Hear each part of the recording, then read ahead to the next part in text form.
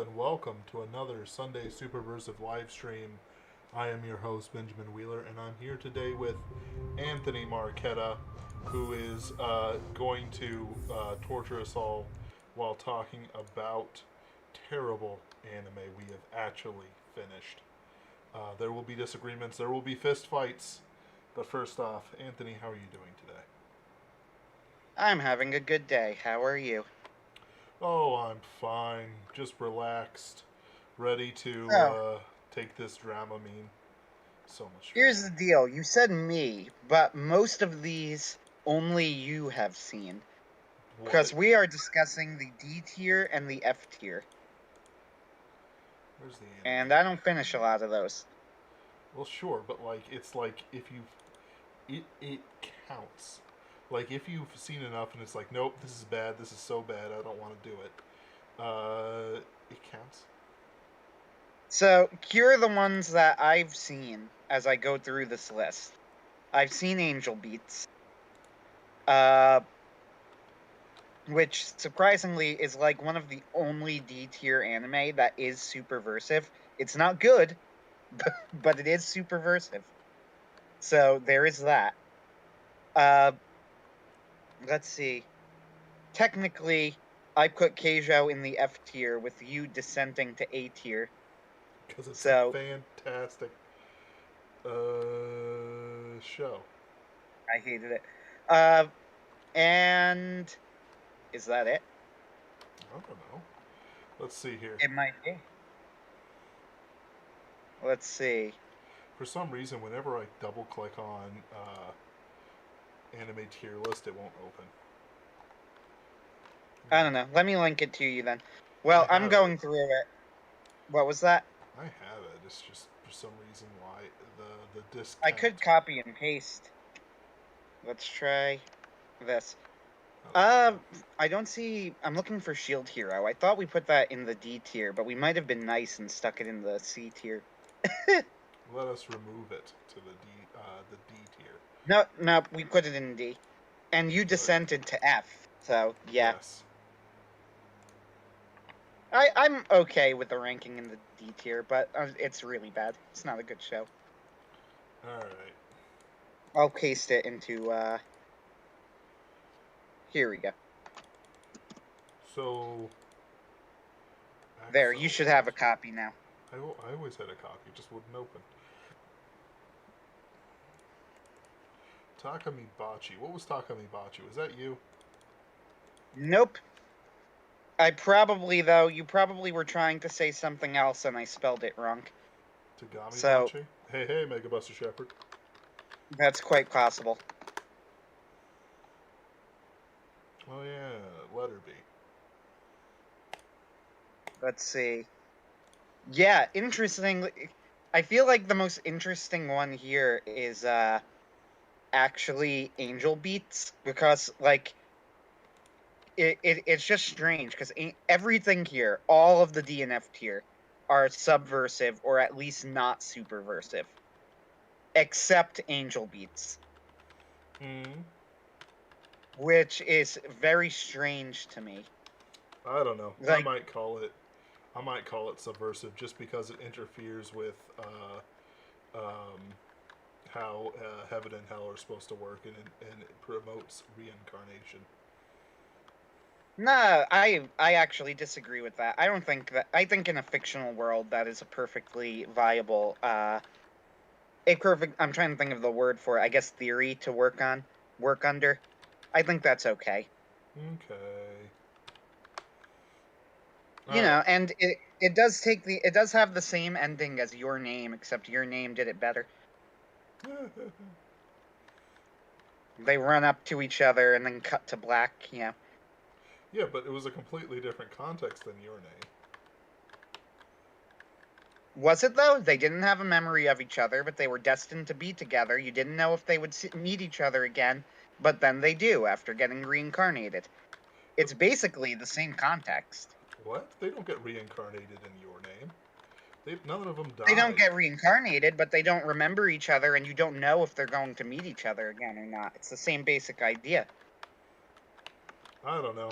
I always felt Angel Beats was weird because it implies that this guy went through like high school or something, and like no change in romantic temperament, no, whatever, what have you. It's just like, nope, I'm gonna go work as a construction worker and be miserable until I can find my one true love. So it's 100% not a good show, right? Like Right. it's in the D tier and deservedly in the D tier. The only I do good think thing was the crazy guy who was voiced by the only English speaker they had, who was an audio technician from America who wanted to work with anime. that's pretty funny. It was like his story is actually funnier than the entire like premise of the like than most of the gags. It's like, yeah, we're just gonna shoot up somebody multiple times who can't die. Hey, Bradford. Megabuster Shepherd says, I don't really have much to add to the discussion because I tend to watch far older series, but I personally want to put case closed into D tier. So, sure. That's Detective Boy Conan, right? Yeah, future. Yeah, I almost called it Future Boy Conan. me too. It's the Doofenshmirtz meme. It's strange that if I had a nickel for every time that there was an anime with the name, Adjective Boy Conan, I'd have 2 nickels, which isn't a lot, but it's weird that it happened twice. It's dumb. All right. Except Future Boy Conan is actually a very good show that I recommend. Mm. And is Uh, available for free on YouTube, by the way. So ooh. So with Case Closed, the problem with Case Closed is that they refuse to solve anything, and the show will go yeah, on forever. And I'm not about that life. Like it's it can work in certain franchises, but I think that it's the worst in like a mystery where the mystery is one of the central plot MacGuffins. You know what I mean? yes, Like Lupin the Third can continue forever because you could just reincarnate him in different eras with each part. Like Lupin the Third Part 4 is actually fantastic. It was uh, probably the only Lupin thing that I've seen that was about as good as Castle of Cagliostro, which is an extremely high compliment. Uh, However, in terms of working out like the continuity of Lupin the Third, you really can't, and that's okay. Each one doesn't quite exist in its own continuity, but they pick and choose what continuity they use. And I think this is fine because everybody watching it is okay and will accept that when they put on the show. I certainly do. Now, the problem with Case Closed or Detective Boy Conan, whatever you want to call it, the problem with it is that the mystery is like the central hook of the show, mm-hmm. right? Like, how Yeah, did he turn into a child? So, in order to keep it going, you can't solve the central mystery, which to me just gives it this feeling of total pointlessness. Like, why am I even watching this? yep, It's never going to be solved ever. yep. It's like, but the individual mysteries, blah blah blah. It's like, yeah, but I can get individual mysteries from places that have like, um, Sure. you know, Who yeah, who aren't baiting me with this central gimmick that they're never going to actually resolve. And the other thing too is like Lupin the Third. Mega Buster Shepherd says if he was just a boy detective, it wouldn't rub me the wrong way as much. Exactly. Like that's okay because it's not the central conceit of the show. Doesn't depend on a mystery that they will intentionally avoid solving. yep, Like Lupin the Third could just be a gentleman thief or whatever, right?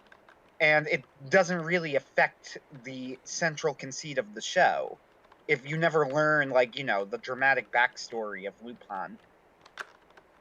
I mean, as far as I know with Lupin the Third, he doesn't even really have a dramatic backstory except that he wanted to be a thief. yeah, based, Which but yeah, good for you, I guess. Go for it, man. Incidentally, while we're on this topic, I will mention briefly that I did see the movie the what was it? Lupin the Third, the first in theaters, the CGI Lupin. The plot was literally the exact same plot as the Castle of Cagliostro, but with like the serial numbers filed off. Like it honestly was a remake of Cagliostro. But the animation was actually like fantastic. Like legitimately, it was way, way better than I thought it would be. I was not expecting good things when I heard CGI Lupin, but it was actually amazing. So, recommended, I guess. Yeah, Now, but like, back let's to the. case Go ahead. yeah, so it's like the infinite nature of case closed, the fact that they're like nowhere close to doing it, and not even like the implication that they're ever going to solve it just makes it unpleasant even to talk about. Like, I talked to a guy about it, he's like, oh yeah, there's this. And then he talked about stuff that had happened in like the first, I don't know, 20 episodes or so. Hey, it sounded pretty good. I might like this. But then it's like, wait a minute, episode 1,000 something? What do you mean episode 1,000 something? Like it's like, no, this is unacceptable. Anyway, Right, and you could contrast this with One Piece, too. One Piece is over 1,000 chapters in and nearly 1,000 episodes in, but One Piece is heading towards an ending. It yep, is always has a forward. It always has forward momentum, right? yep, It's never just stalling or spinning its wheels. It's always moving. You never feel like the story's just stopped and it's not bringing you anywhere. Like I never feel shortchanged by the pace of One Piece. I honestly don't think that One Piece is slow paced. Not the manga anyway. The yeah, anime is atrociously paced, but that's by necessity. yep.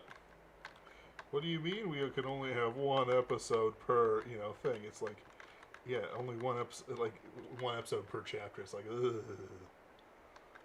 Yeah, it's not good. Uh, I do want to watch the movie that was directed by Mamoru Hosoda, though, the One Piece movie. Which one is that one? Because Like the Baron Ojimori or something. I don't know. Had this long name, oh a yeah, long anime-esque name. it's actually one of the ones I haven't seen. Though Z, Strong World, and I can't remember the one with the casino.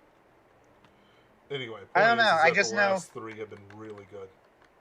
I Catch a Wolf, when he recommended like people who were getting into One Piece, he recommended the Mamoru Hosoda One Piece film, which makes sense because Mamoru Hosoda is a crowd pleasing type of director. So yeah, Yeah.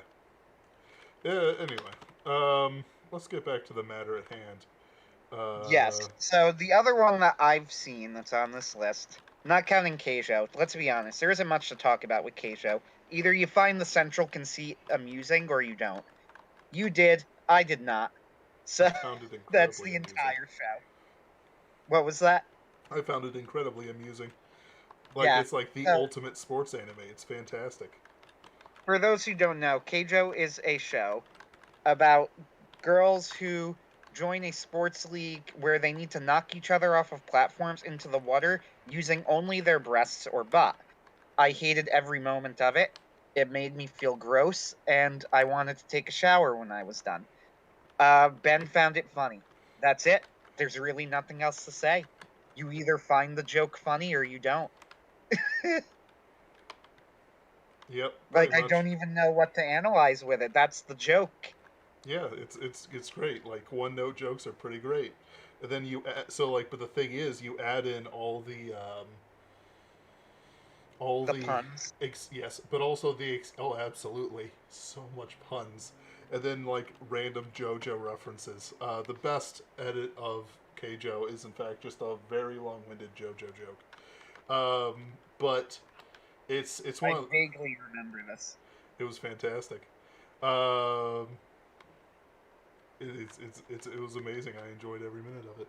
But you combine it up. You combine the fan service. You combine the just like serious face ridiculousness of it all, and I am just tickled pink. Again, Anthony didn't find the joke funny, and that's okay. Not sports anime aren't for everyone, but this.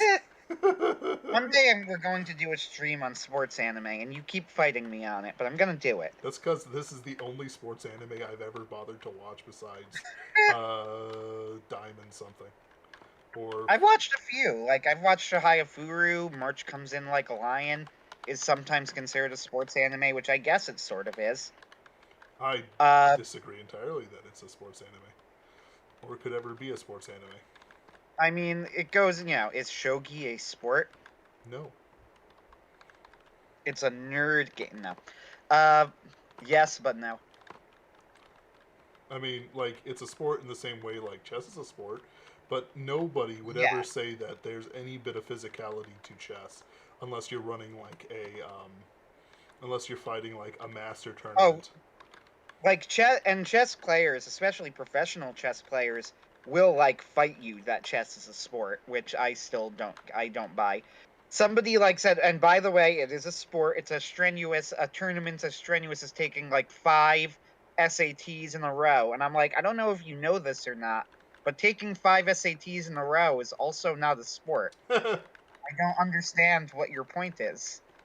Like, what do you mean? Like, okay, still not a sport. Right, you're still wrong, nerd. Which is funny because I actually like chess, but whatever. Shihaya Furu is sometimes considered a sports anime, and at least there is a level of like physicality to Shihaya Furu, even though it is about as little physicality as you could humanly get, and in a game, it's how fast can you slap a card. But I guess it's technically more of a physical game than like chess is. Yeah. So there's that. And I've seen Kuroko no Basket, which I love. Okay, A bunch of different things, whatever.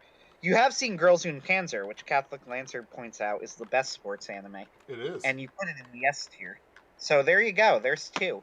Keijo and Girls und Panzer. And that baseball one, I can't remember. Yeah, some baseball one. I know one of Ken's all-time favorite animes is Major. Uh, anime, because anime is the plural. But anyway, one of Ken's favorite is Major, and I'm sure it's excellent. It's considered a masterpiece, so one day I'll watch it. I will say this: I tried to watch. There's a sequel to Major following the son of the main character of the original called Major Second, and I watched like most of the first season of it, and it was a very interesting experience because I hated the main character of Major Second. The main character was the son of the first guy, and he wants to be a professional baseball player too, but he learns pretty quickly that he doesn't have a particularly strong arm. Now, remember, as a little kid, so as like what, an 11-year-old, maybe younger, he does not have a very strong arm, though he is unusually accurate. And learning that he doesn't have an arm that is particularly strong at the age of 11 is enough to make him give up on the sport of baseball. And I'm like, I hate this kid. Like, why would I root for this person? He's such a loser. He gives up literally at the slightest sign of trouble. But as Ken pointed out correctly, he was very well characterized. Like, it wasn't bad writing. Everything about his character made sense. He had the pressure of his father to live up to. He thought that he had these sky high expectations. So as soon as he realized that he was never going to be like professional level, which is something you could generally find out pretty young, it absolutely shatters his worldview. This is all true, but I still hate him. Like it's not bad writing. It's just not the sort of protagonist that I like to follow. Because I'm like, I don't know why I'm rooting for this kid to succeed. He's not even giving it his all.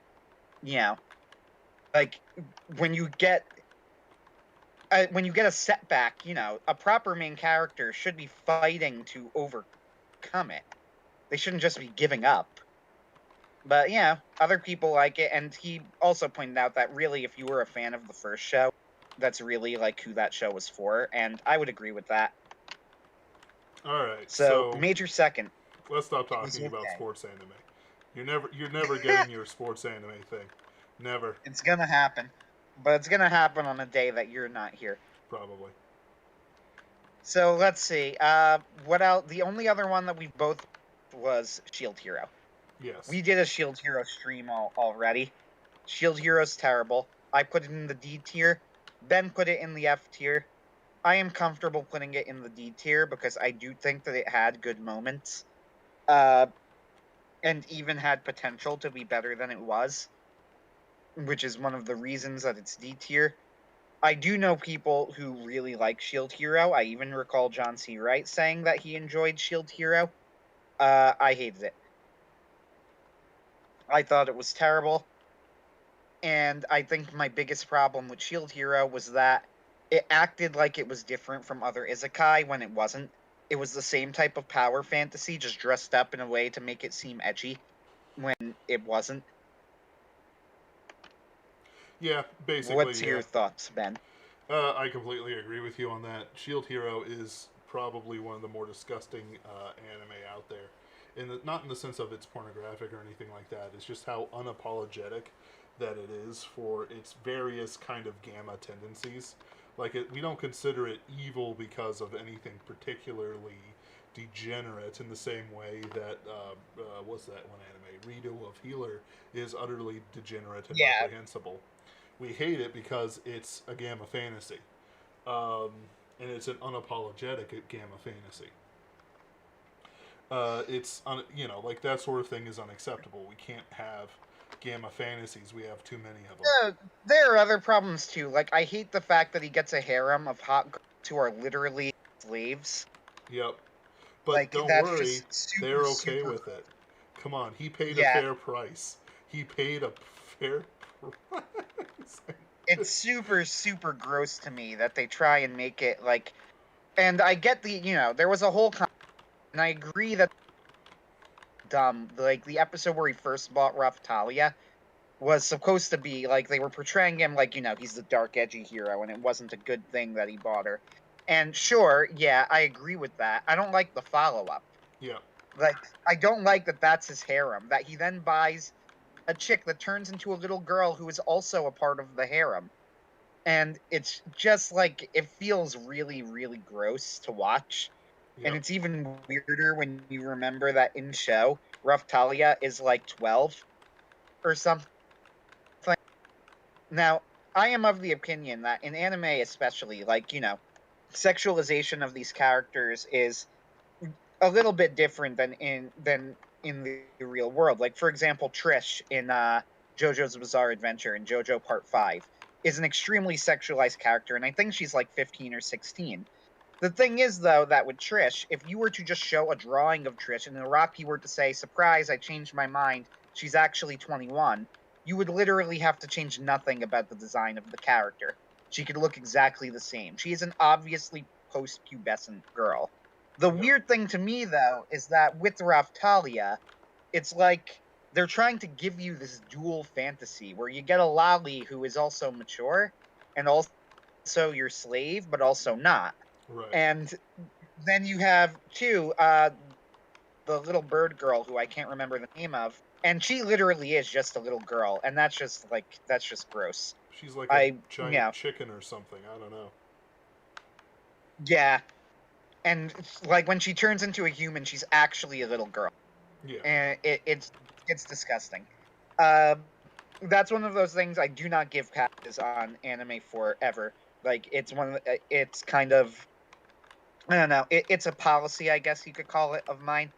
I don't give anime a pass on that sort of thing. Like, no, it's not a trope of the genre. They don't have to do it, and they did. It's gross. Yep. We shouldn't be just accepting this. I'm not going to. I'm not going to accept it.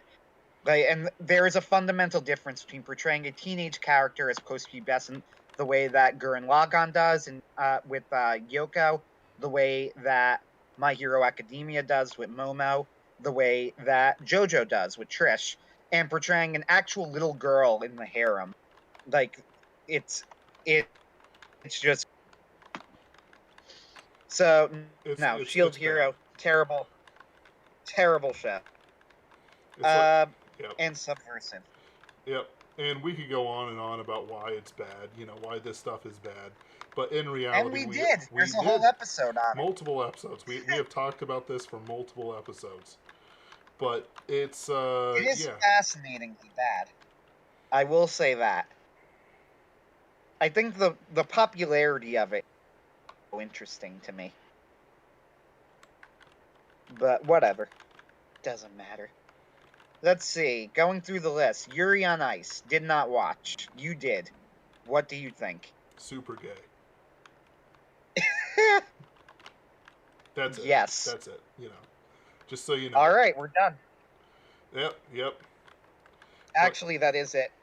Because once again, me and you are sane human beings, and we don't believe in homosexual. We don't believe that there is ever a form of homosexual propaganda that can be good or wholesome. So yeah, it's terrible. Uh, let's see. Free. You watched it. You ranked it as not superversive. My sister watched a few episodes of it, though I don't think she ever watched the full season. Might be wrong. I don't know. I know very little about it, except it's about a swim team, and it focuses on the whole beautiful boys genre or whatever. Uh, what do you think of Free? super gay. Also super gay? Also super gay. Is it gay in the same way? Because I know No. Yuri on Ice is openly gay. So Like they're the actually gay characters. so the problem with Free is that they kind of how do I want to put it? Like they stop caring about the plot as much, and they just go on forever. And it's actually well animated, and the stuff Of from course, its it's studio. What is it? Crap, I just forgot the name. Kyoani. Kyoto Animation. Yeah. Yeah.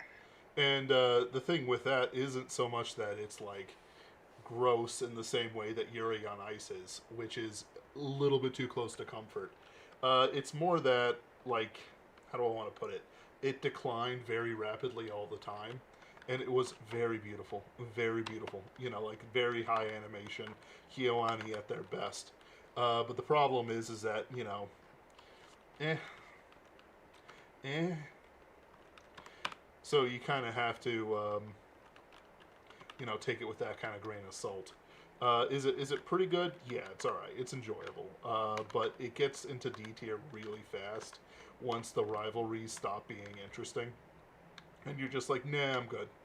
You know, I watched it. I watched the first season. First season's pretty good, but then once they explain away the rivalries, once it just doesn't ever pay off, you're like, this is disgusting. I hate it, and then you leave it. That's funny. Yep. So, Fate Stay Night, D tier. Never watched any of the Fate series. I think I tried to watch Unlimited Blade once, thinking it was animated by Ufotable. Then I learned that there were two versions of Unlimited Blade Works. One was a movie that was animated by Ufotable, and one was a show that was not. And I could not find the Ufotable version, so I have never seen any of Fate Stay Night. Fair. So, What was your so hold on a second. I'm going to go back to what Megabuster Shepard says. What kind of protagonist Oh, go buys ahead. a slave? So there are specific circumstances where it is acceptable, but they all have to have a personal connection to the protagonist and save the quote unquote slave from some sort of peril.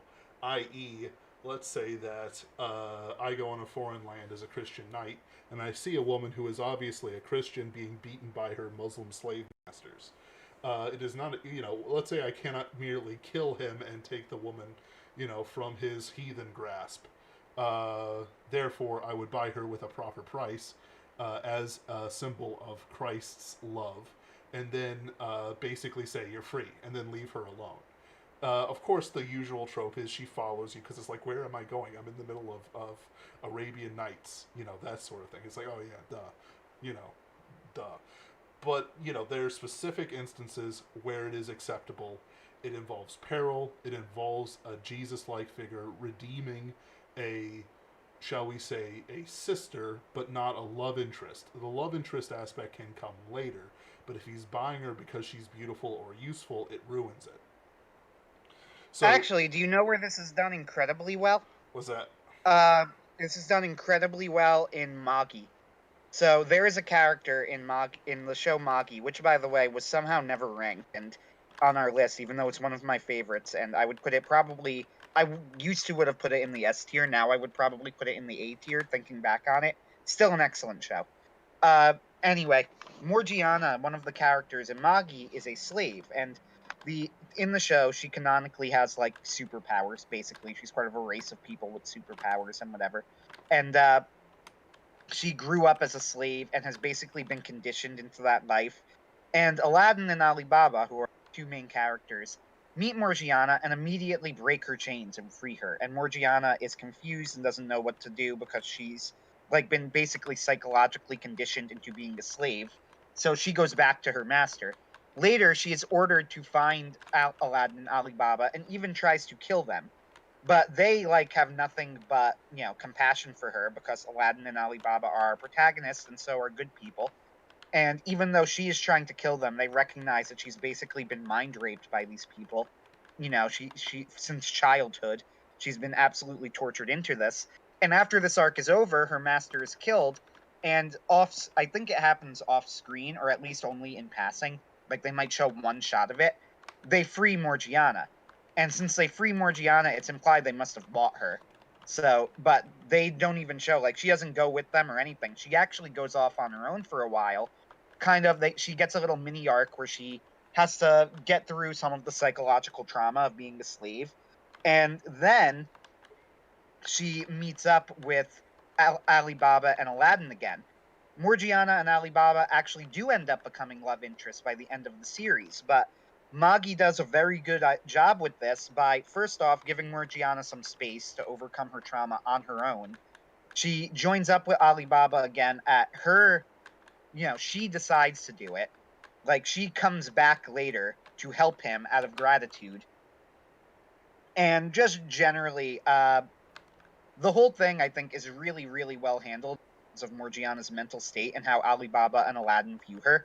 Like, Aladdin and Alibaba never at any point think anything of Morgiana except, like, you could do what you want to do, pretty much.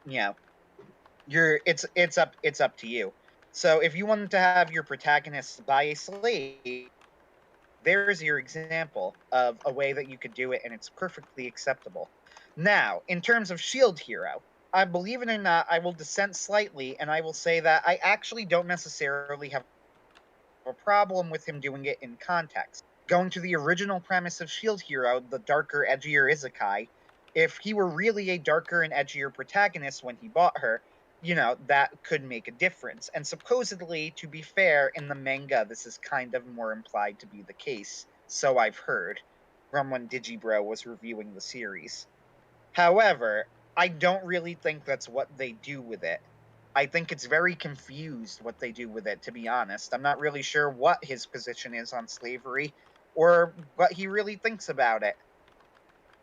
Like, he eventually frees her, but then she voluntarily becomes a slave again later, which is so messed up in so many ways. But they don't really seem to think of it as messed up. Going back to Morgiana again, she decides to follow and help Alibaba, but she certainly does not become his slave. Like, there's ways you could do this without voluntarily enslaving. I don't know. There's my little rant. I'm happy to talk about Magi though, and I wish that I could do it more. But alas, I forgot to put it in the A tier. Catholic Lancer says show was ufotable, movie was Studio Dean. Sorry, other way around. Either way, the version I saw was not the good one, and ufotable was the good version. Megabuster Shepherd says Fate is waifu bait. So I've heard. Who was the girl with the sword who everybody, Saber. I don't know. Yeah, I won't everybody call her simps King over her. Arthur. I won't do it. Yep, everybody simps over her. Yep. Uh, Let's get back to it then. Yep. Yep. So, what were your thoughts? This is Fate Stay Night specifically. Right. So Fate Stay Night has several problems. Besides the waifu bait aspect of it, is that its story is batshit crazy, and I'm not even joking. Like, I am using that term without like, haha, said the funny word. No, it's crazy. It's insane. These people fighting over the Philosopher's Stone, which is evil, and blah blah blah. Have sex with your things so that you can get tons of mana. Blah blah blah.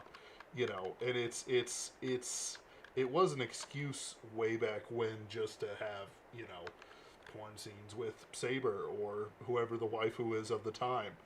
Probably not Hercules. Please, not Hercules. But it's not that great. They don't spend a lot of time on these things, and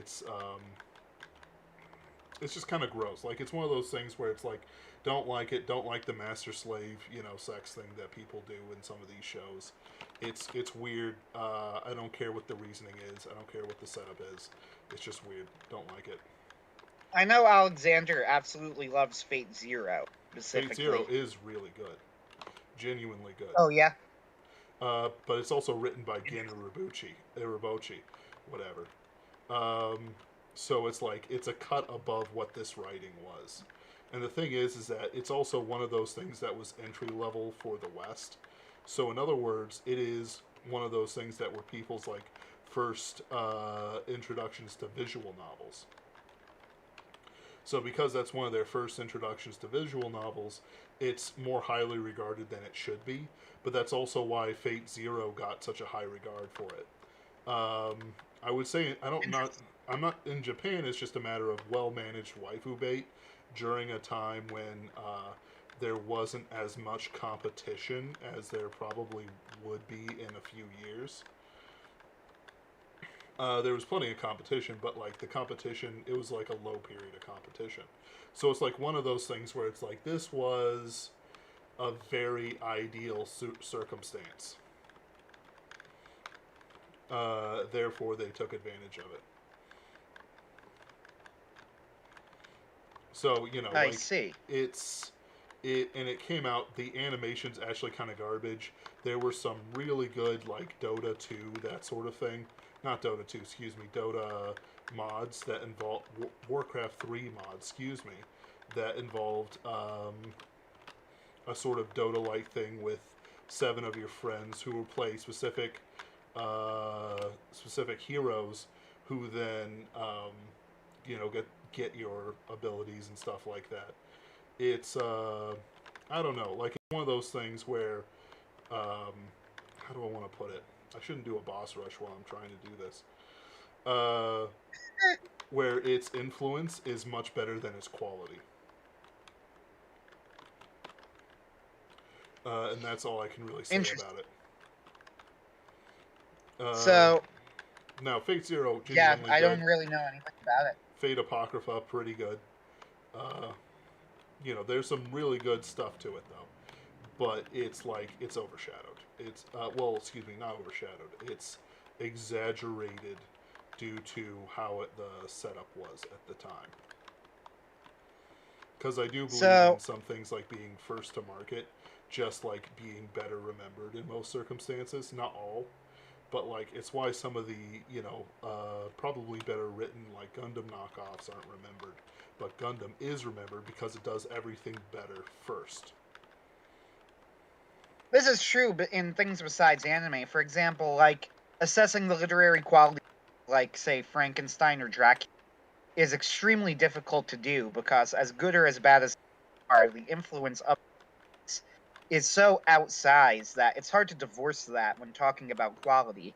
Like clearly, whatever the merits of the book itself, it had an impact on people, Mm-hmm. right? Like Yes. Dracula is a great example of this. Dracula is an absolute mess of a book in many ways, but the concept of Dracula obviously had an influence on people. It made an impression in their heads. Yep. So to say, oh, Dracula's really just not that good of a book, like, seems to be wrong. Right. And Yeah. it's better than like some literary critics might say, in my Yeah. opinion. It's the same with, a lot of different things. Jekyll and Hyde as well. Jekyll and Hyde as a book, I mean, he wrote it in a week, so it's incredibly bloated because he was just trying to get his, before he died. So Wow. there's like no editing in Jekyll and Hyde. It's a horribly bloated book. But the concept of Jekyll and Hyde on its own is such a strong, powerful concept that, like, just to say, oh, Jekyll and Hyde is a bloated mess seems like that doesn't seem like you're doing the book justice, even though it's also like not entirely false either. I wouldn't call it a bloated mess, IMO. Uh, It worked. I think it's certainly bloated. I think it could use editing. Sure. I think it's fine though. Like But whatever, it never. So like when I read it, and I haven't read it in a while, like I can see a volume of it on my bookshelf. It's thin. Like I don't see how it's bloated, you know. He literally like spat out the book in a week because he was dying. Yeah, and I spit out a Pinkerton's Ghost episode in a week. What are you saying? I mean, it's not the length of a novel. Yeah, that's true. All right, But let's see. Let's move on to the next one then. Yep. Excel World. I know nothing about it except that it's famous for being incredibly confusing. So it's okay, but it's kind of like Omega / Gamma wish fulfillment, save the princess sort of thing, except without the virtue of a protagonist who can like actually become a knight. So there's a certain amount of like, I want to save the princess, but I'm a poor peasant. What will I do? And that's fine. Nobody really complains about that stuff. But like this is like, oh no, I can't hit the gym because I'm fat, and it's like, why can't you? You know, your mother is literally making you fat, kid, and like, you know, destroying your social circumstances. No, it's the bullies who are wrong and all that other BS. Uh, you know, so it's like it's that kind of thing. Like you have to take it into consideration for what it is. Like it's an Omega kind of Gamma wish fulfillment fantasy. The writing, it starts off pretty decent, but then it gets pretty boring by the end of it. Especially when you have like, oh, it's the princess who was so good in the old MMO stuff, you know, and it's like that weird BS like MMO. Oh, they're so great in the MMO, but like MMOs don't work like that. Like, sure, um, there was some of those guys in like RuneScape or stuff like that back when RuneScape was just beginning, where it was like the race to all the 99 skill levels, and there was one guy who had like all the 99 skill levels, and it was you know pretty wild to meet him in the world and stuff like that, because he was also rich as all get out in the RuneScape world. He had like the paper crowns and stuff like that, you know, some of which were just gifts. People would give him gifts because they could, and because he was such a famous guy. So it's like, yeah, sure, okay, you know, it exists somewhat, but like it doesn't nearly exist like they're like some sort of thing. Like, why didn't they get banned for like cheating, like most people do in MMOs? I don't know.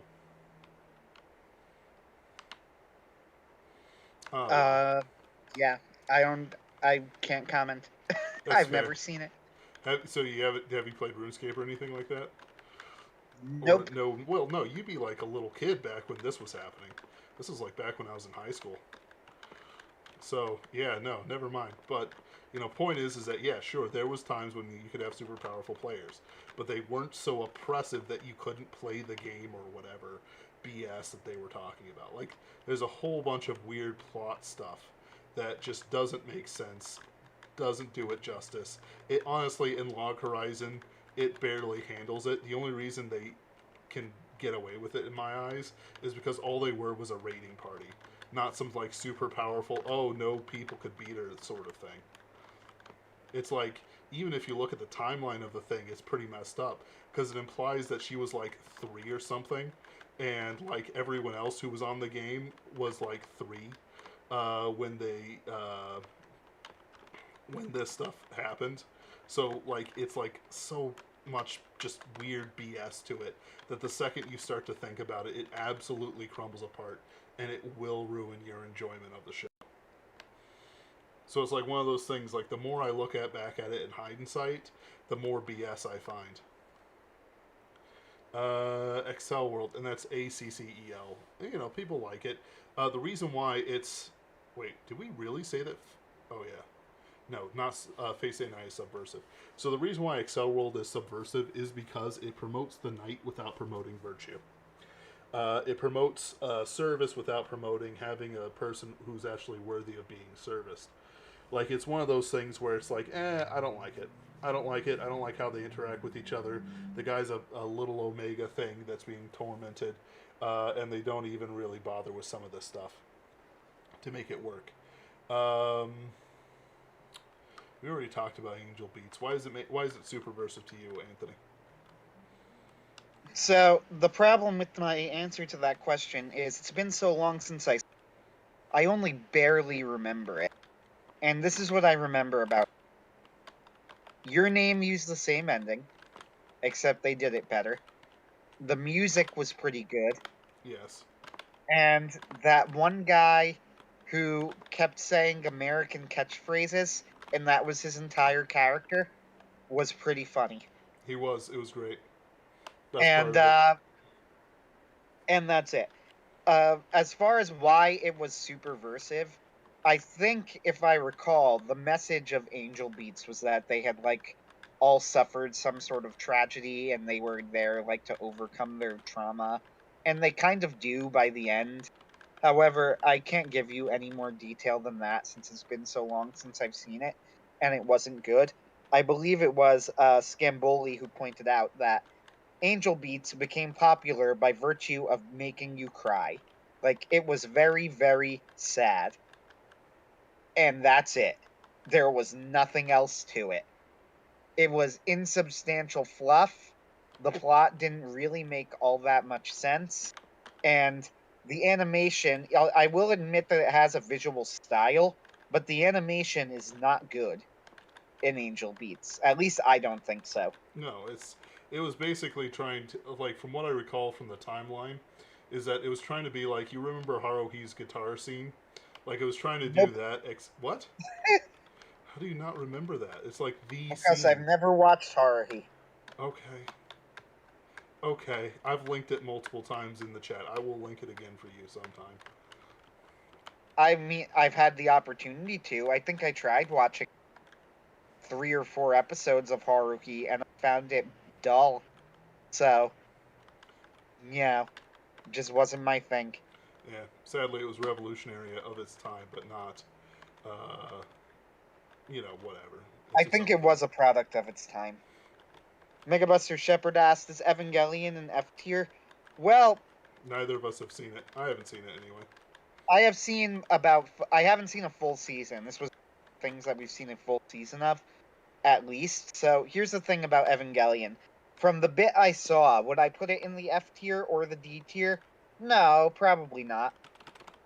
Here's the thing. I've seen so much analysis of Evangelion from people who I respect and who seem to have genuinely gotten a ton out of it that I can't just accept that there's nothing there. You know what I mean? Yeah. Like, there is something there, and if I don't see it, I'm missing it. Because other people who I know are not, like, who are too smart to just be reading things into it, like, see a lot, get a lot, I should say, out of Evangelion. Right? So, Yes. whatever I'm watching in Evangelion, if I look at an episode and I go, I don't get it, I have to come to the conclusion that at least partially it's me. Now, with that said, Shinji is one of the most unlikable protagonists of all time. You either like Shinji because you want there to be an unlikable protagonist and you relate to him or something, or you hate Shinji. I am in the hate Shinji camp. I don't like him. I don't care for him. Uh, Me and him do not get along. That's pretty much all that I could say about it. Goran Lagann is in many ways anti-Evangelion, though I think that is an oversimplification of the show to describe it that way. However, I do think it's notable that the main character is not that much older than Shinji, if he's even older, Simone. He might not even be older than Shinji. He's at least close to the same age. And he is also kind of a wuss at the start of the series, and he is far more likable than Shinji is. Far more. Like, he's actually heroic by the end of the series, for one thing. But, man, like, I don't know.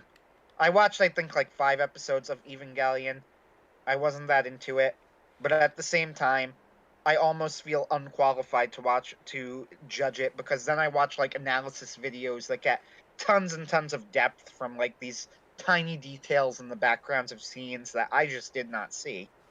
And I do think that that depth is there. Like, I wouldn't deny that it was there. I'm also not sure how subversive or superversive Evangelion is. Like, I honestly don't even really know. Like, yeah, it has some vaguely Christian imagery that it uses in a negative way, but Hideaki Anno has straight up admitted that he just used it because he thought it looked cool. So I Right. don't really think I should be reading more into it than that. So I won't. Yeah, Yeah. like whatever. It's like how subversive is something that doesn't even have any meaning, but isn't also like created for this. It's like, okay, it's not even like a skin suit like something like Ulysses is. It's just literally, I don't know, I thought it looked cool. And then I try to put And to meaning be into fair to it. Hideaki, yeah, to be fair to Hideaki Anno, he had said that used What did, hold on, you cut out. What did he say? Hideaki Anno has said that he's regretted using Using the imagery? Christian imagery. Yeah. So fair enough, Hideaki Anno. I'll take. Right. It's like, well, I don't know what kind of imagery he'd have to use though, but it's like, yeah, all right, I'm down. I think he said like people tried to read more. Ah, that sort of thing. I will say this. Here's the most that I could say about that. Christianity in Japan has a super complex relationship and alien who defeat and destroy humanity. Giving them this Christian imagery in Evangelion, I think there is something to the idea of like, there's the new gods of Christianity defeating the old gods of Japan and how that's basically haunted their consciousness ever since World War II. So that's the most I'm willing. That's as far as I'm willing to go with what that means. Uh, I don't know. Yeah, Catholic Lancer recommends the Rebuild films. I have heard that from multiple people. Although the one that I've heard the most is that everybody should watch the original series, stop at the final episodes, then watch the end of Evangelion because that's the real ending. So At this point, whatever. I'm unwilling to get into it. Like, I'm just straight up, I don't care what people say, the ending this, ending that. It's like, listen, Hideaki Anno has been coasting on Evangelion for years, or whoever owns the property now has been coasting on it for years. I It's don't like, think that's fair. Hideaki Anno's done other stuff in between, specifically live action Godzilla movies. okay, fine, but besides, like what I'm trying to say is that, like, if people would go anywhere with what his work is, it's the I hate this boss. I hate this boss. I hate this boss so much. It is entirely like Evangelion or nothing.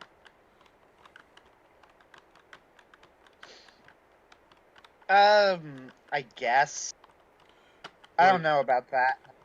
I don't That know. Like, seems which Godzilla that film did seems he do? unfair to me. I don't know. He did It's Nadia and the Secret of Black, which became like a cult hit because pre it was pre almost like that's pre Evangelion, isn't it? it was, I think, but it's still something else. It became like a cult hit because it was I hate this boss so much. uh I tried to watch it and it struck me like he was trying to imitate Miyazaki without really understanding Miyazaki properly. Yeah. But take that for what it's worth. People really love the show. I thought that Nadia was horribly unlikable, and I would probably put the show in the C tier as a result. It would probably be B or even A tier if Nadia were closer to say Sheeta. Uh, However, I think like we had this discussion in the Superversive forums, almost as like a flanderized Sheeta. Nadia, that's how Nadia comes across, From and Castle I in don't the like it. Sky. Uh, yeah, exact Castle in the Sky Sheeta, and I don't care for that. Uh, However, people love Nadia, and I could totally understand why because there is a lot to like about it. I wouldn't put it below C tier either. So yeah, there's that. I didn't watch the full season though. I had to stop. Nadia was just too horrible. Hmm. Uh, I'm more of a Catholic Blue Lancer says Submarine number Ava. 6. What was that? I'm more of a Blue Submarine number 6 guy myself. Don't know it. That's pretty good. What did he say? Ava was originally conceived as a Nadia sequel, says Catholic Lancer. Yeah, I would.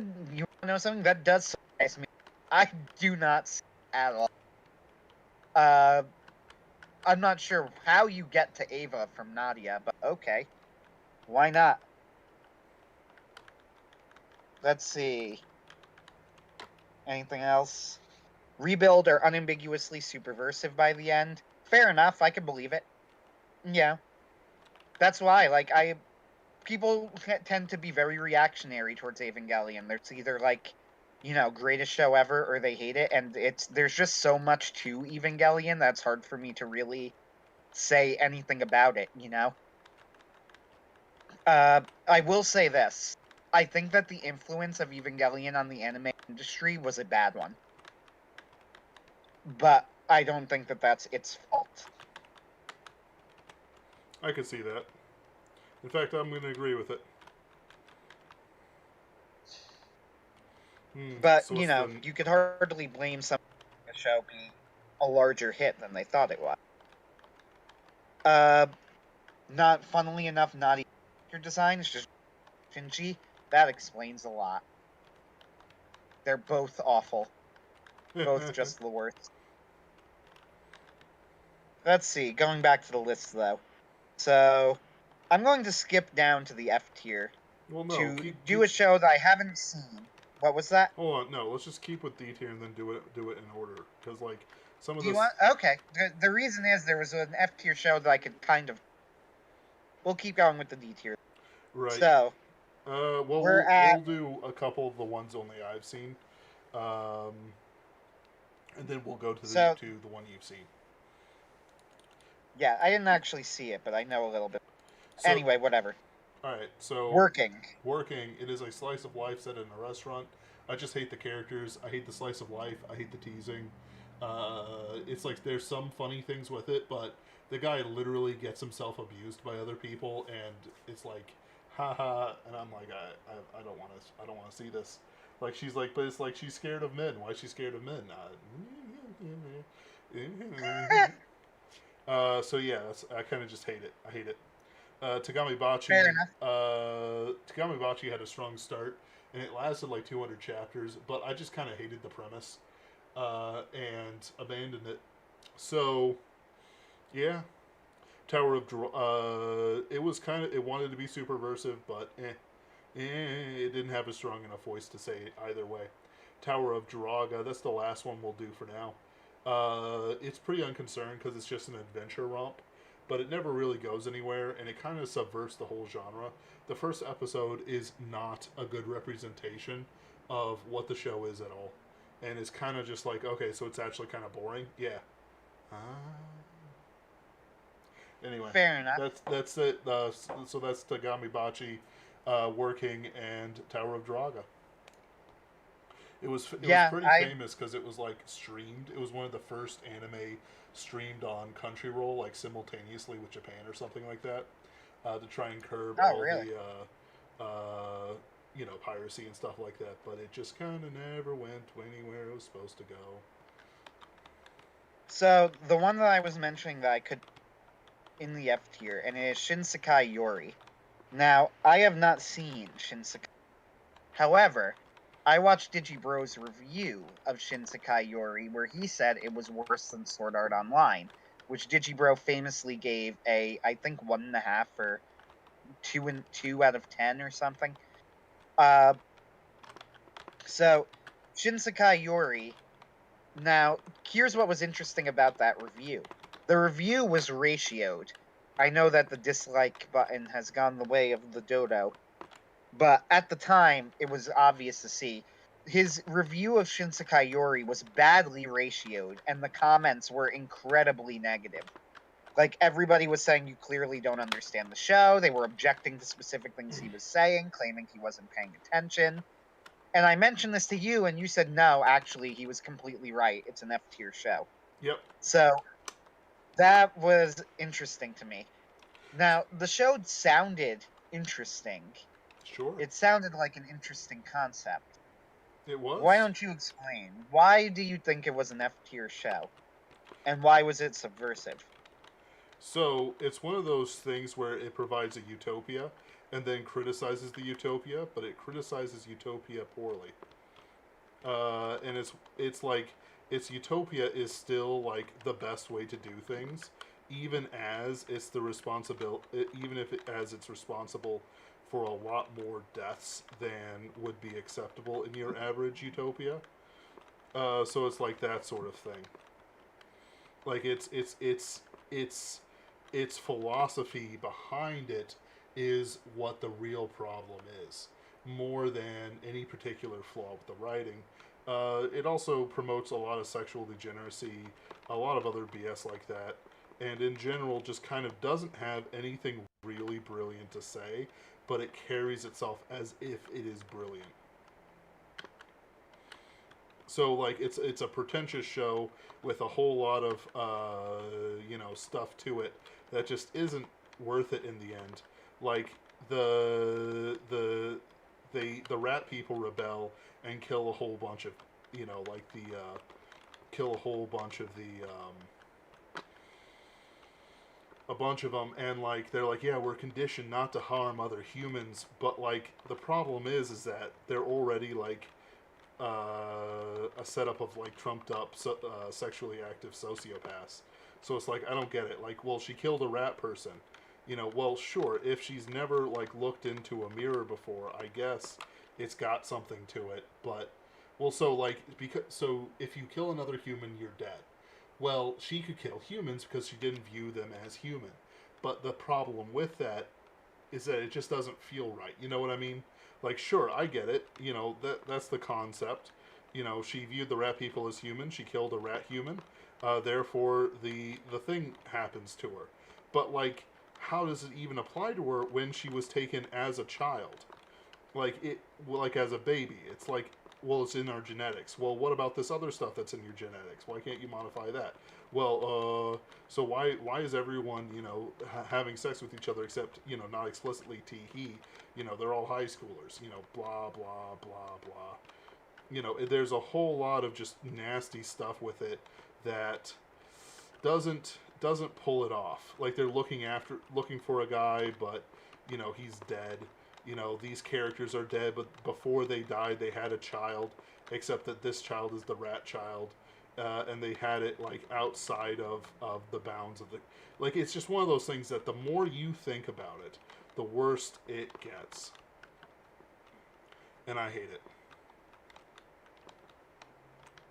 I see. So, the comments section were full of people who were like disputing specific things that Digibro said. Like, Sure. you said, and I think they were claiming that he was making factual errors with the show and one of the top comments was, "This is my favorite review to come to if I want to get irrationally angry at someone," which is admittedly a pretty funny thing to say.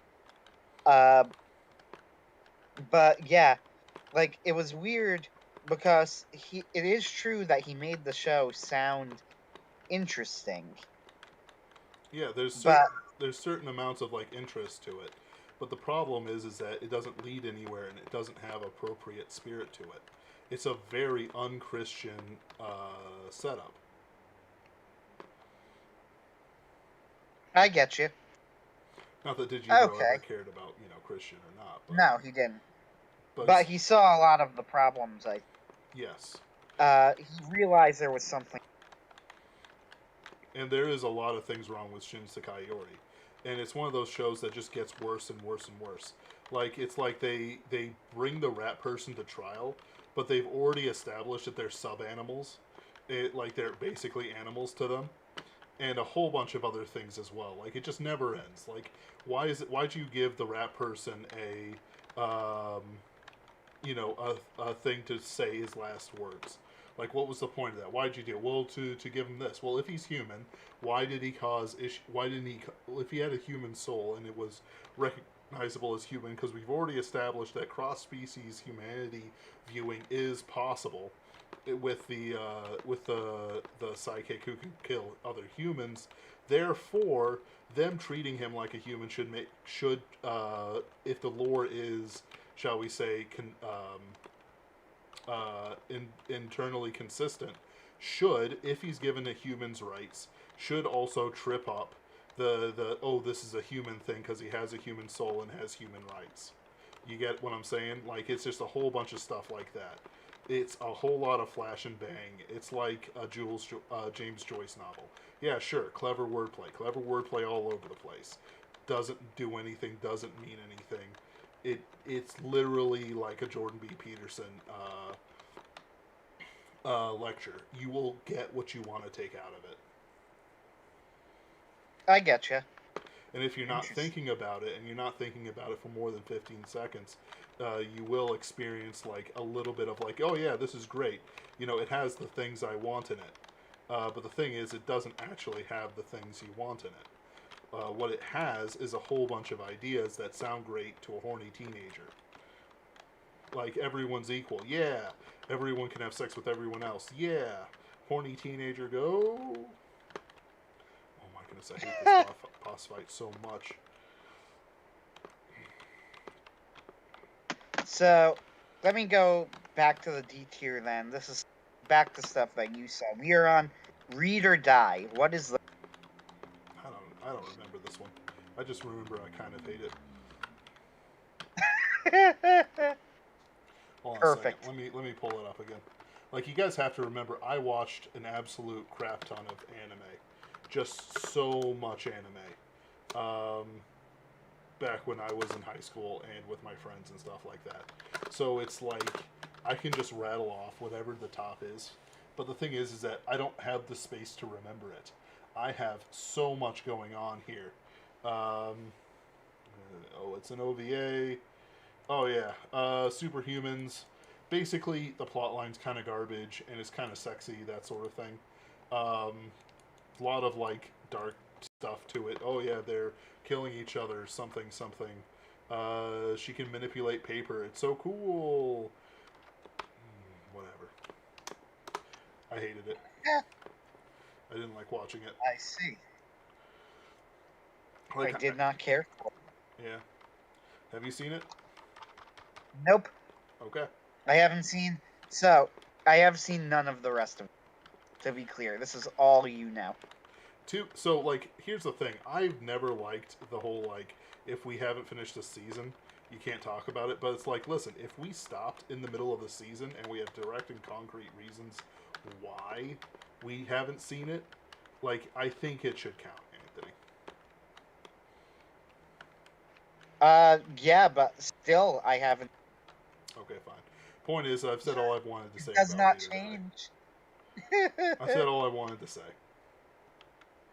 Okay, so if you want to talk about one that I started watching, then was Aldona Zero I'm trying to remember. Did I put Was that the in one F with or the D? mecha?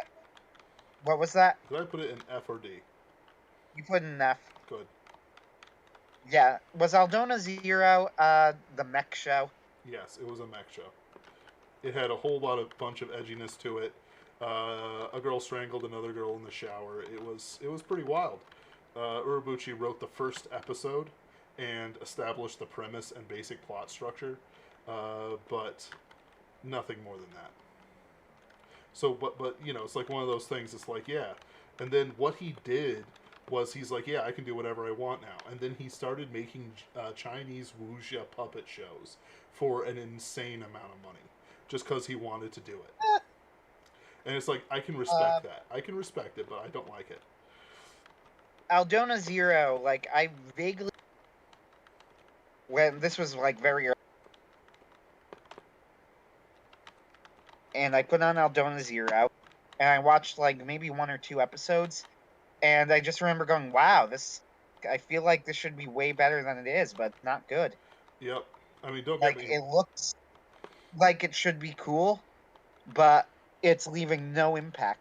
Yeah. It's got a whole bunch of stuff like that. And it just kind of, like, it never gets better. Like, it never gets better. The CGI... So, yeah, I've heard it from other people. I apparently made the right choice in not watching it.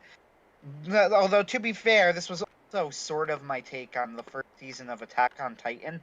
And everybody tells me that I am very wrong to have dropped that show. So that's not always the case. Right. Attack on Titan is really good. You know, I've seen a season or 2 of that. Like, it's pretty good. Like, it's less nihilistic the second you get out of the entrance. Like yeah, what are they all fighting for? Yeah, like Sort I of thing. watched the first episode of Attack on Titan. So here's what bothered me and what I watched it at the time. There was so much screaming, and I Really? watched the sub. Everybody talks about like, oh well, that's because in the dub they yell.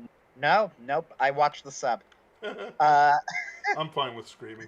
It's all right. It's and never bothered me. it was like and it was really annoying to me because I don't speak Japanese. They were basically just constantly yelling gibberish, and I was like, "Is this going to be the show? Because I can't continue with this if that's the case." But with that said, like everybody, absolutely everybody I know who follows Attack on Titan for any length of time say that it's a great show and it's a great manga. So whatever. I'll probably go back to it one day. I know Alexander made a big thing, like he eventually decided that he liked it even more than Full Metal Alchemist Brotherhood. On the other hand, Alexander also likes Hunter x Hunter more than Full Metal Alchemist Brotherhood.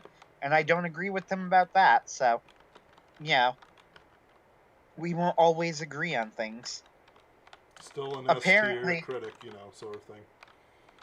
yeah, apparently Attack on Titan was written by like a journalist who was former military, which is pretty cool to be honest with you.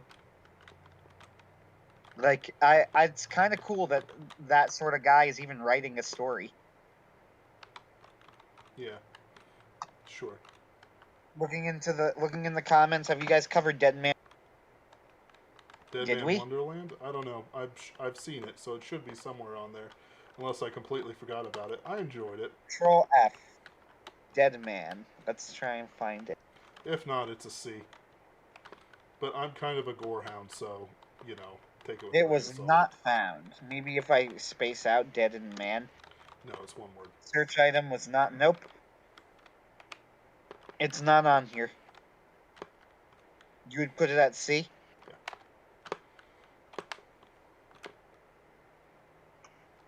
Ben? Yes. Yes. Okay. So, I don't know anything about it. Let's see. What are we on? We just got past Read or Die. Yep. Catholic Lancer says if they stick the landing on Attack on Titan's ending, I can end tier as FMA Brotherhood. Well, there are multiple shows in the tier of FMA Brotherhood, so I'd agree with that. With that said, from what I have heard, I haven't myself, but from what I have heard, it did not stick the landing. Well, people With hated its the ending. ending. People hated the ending. There's a difference. I don't know what the ending is particularly. I know that Neither do I. Aaron basically gets his revenge and tries to destroy the world. But it's like I don't know what you were expecting. This is the only ending that would be acceptable in this thing. So, Like I don't know. Alexander has spoken about it a couple of times. He says he has mixed feelings, and he says, actually, I really like Aaron in the ending. It's all the other stuff that I kind of have an issue with. He goes, I don't think the ending is terrible, but I do think that it could have been better. So, Yeah. with that, since Full Metal Alchemist Brotherhood has one of the great all-time endings of an anime, it's hard for me to think that it's going to that could really ever be on that tier. But hey, whatever. Yeah. Differences. It's certainly better than people give it credit for because it's philosophically accurate to itself. Aaron going on a vengeance spree is entirely accurate to his character arc, as described, even whether or not you're memeing him or what have you. So let's see. We're on. We just went through Die Romeo X Juliet. So this one was a pretty big one back when I was in high school or college, something like that. All those years kind of merged for me.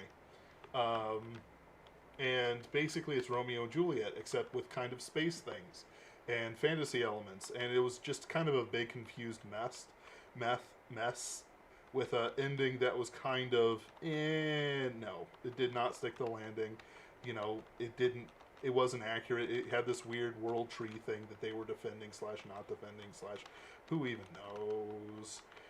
It was kind of like Miyazaki trying to be Miyazaki, I guess, in that kind of vein. but it did not make it. So why do you say not Superversive? Uh, I can't remember. It just felt it didn't. It felt subversive to it. Like it's one of those things where it's like I can't. I haven't seen it in years. I'm not gonna go see it again. You know, I don't want to see it. I think it was very overblown. It had all kinds of unpleasant things to it that nobody cared about. You know, and like, how do I want to say it? It's like it. The true love aspect of it got lost in the noise, and there was nothing to do. You know, that was recognizable as itself. It wasn't Christian. It had all kinds of weird things in it. It just went on too long. Like it was everything you want a Romeo and Juliet story to not be. I see. Interesting. So what's like the central premise of this one that makes, what's their twist, I guess? I can't remember. Again, I've seen this a decade ago. I just remember hating it. Plastic memories.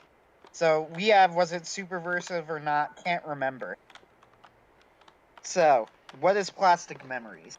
I think it's about a robot, blah blah blah, something something love, waifu, something high school, something. Hold on a second. Plastic memories. Literally looking this up. What do you mean you don't remember, every anime you've ever watched? I barely remember what I do per day. Let's see here. Yep. Alright, yeah. Android, robot, waifus, love story, digital memories. Let me see here. Yeah, there we go. Alright, basically there's a female android at the end of her natural life, and she hunts other androids. Sort of like a replicant hunter who's... Oh my goodness. I hate this boss so much. And it's like such a gate. And the thing is, there's a... how do I want to put it? There's like a halfway point in this, and this apparently has another tough boss after this, but before the halfway point. And it's like, no, I hate it. I hate it so much, Anthony. You don't even understand how much I hate it. Anyway. Fair enough. So basically, there's a whole lot of sentimentality to it that I just kind of hated, and there's a whole lot of like, just kind of like just kind of sentimentality in the wrong way. Like it's like what about what do you think this stuff should be? And it's like I don't care. Like just do your job. Like it's an android. There's a very funny scene where an android runs for it, and like they have a moment where it's like, what's she gonna do? And she, what is it? She lifts up her hands, and then like, is she gonna jump? Jumps for like 5 feet, and then, and I'm not even joking about this, falls straight into the trash, and it's actually just like a very funny scene. In like all the right ways. It had like actually good. It had really good writing to it, just like the beats and everything like that. Genuinely funny scene. Kind of like meh. Apparently, it was okay. directed. It was written by the Steins Gate guy. So Really? you probably will like it more than I did. One of the things for me that kind of like turns me off on stuff is when they have like too much sentimentality where it doesn't exist or it shouldn't exist, and then combine it up with it. Let's see here. I'm trying to think. And it's like she's a robot though, and it's like, oh yeah, she only has 2,000 hours left. Hold on a second. How much is 2,000 hours? How much is 2,000 hours? It's like 3 years. It's like 2.5 years. I'm gonna guess it's 2.5 years. No, it's 83 days. I'm done. I'm bad. I'm bad at math. I'm sorry. I'm sorry, Anthony.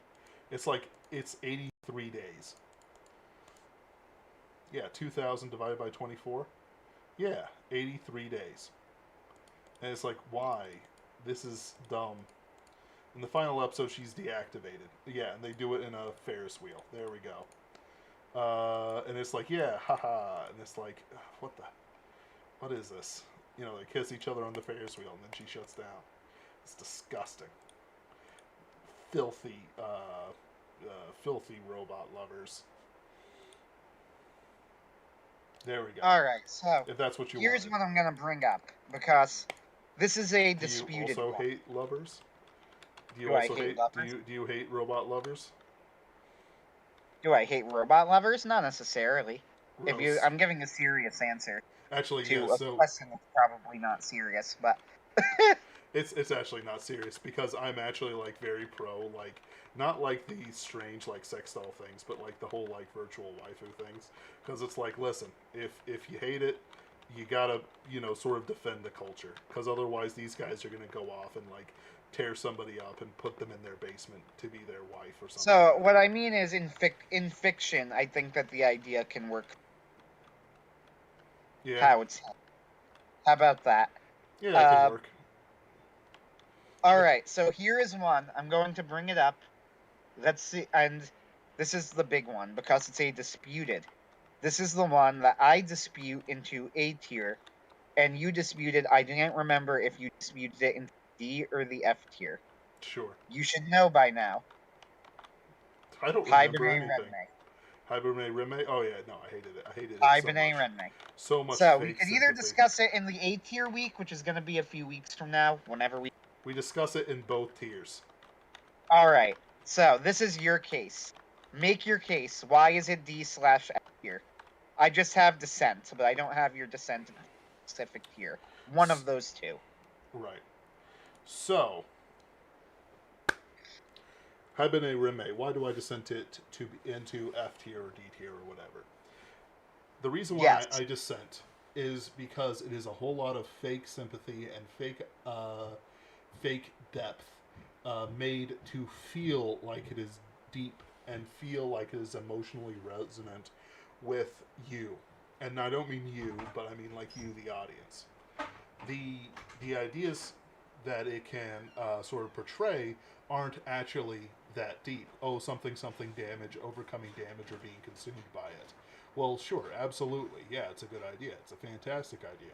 Overcome your worst self. But the problem is it doesn't do anything with those ideas other than to portray it. Why do these characters feel like this way? Well, this character randomly disappeared. They disappeared into the wind over the edge or something like that. And it's like, but why does it matter? Why can't they leave the thing? Oh, something tradition? But then they actually go deep into the tradition and it's nothing tradition. It's honestly one of the biggest wastes of time that I've ever had the misfortune of watching, and really just kind of doesn't do anything for me. Like, it's like one of those things I don't have much sympathy for other people with their own self-inflicted problems. And that's a very serious answer, because it's like I've got a whole bunch of problems, and they're not self-inflicted. In fact, they're not self-inflicted at all. In fact, I would very clearly say that other people have inflicted a lot of their problems on me. But it's and I'm not speaking to anyone directly who is listening to this. I'm not considering any Superversive in this. So it's like, no, like, sure, you can have this trauma of people forcing their will on you, but, and I mean that in any number of meanings, not just like sexual assault or whatever. But it's like, that doesn't mean anything unless you make it mean something. It doesn't do anything unless you do something with it. Like having these people, sad girls in the snow, like Piro from Mega Tokyo does. Sure, but he's a gamma. He's a little gamma, and he's always been a little gamma, and he will be a little gamma. I think it's gamma bait for the majority of its audience, and I hate it for it. I hate it for its fake sympathy. I hate it for its fake depth. I hate it for its fake meaning, and I hate it for its utterly forgettable storylines and arcs. The only one people ever really talk about is the last one anyway. And it's like, well, she's worried about something because people always treat her differently or whatever. It's like, nobody cares. Nobody actually cares. Nobody's actually treating you guys bad.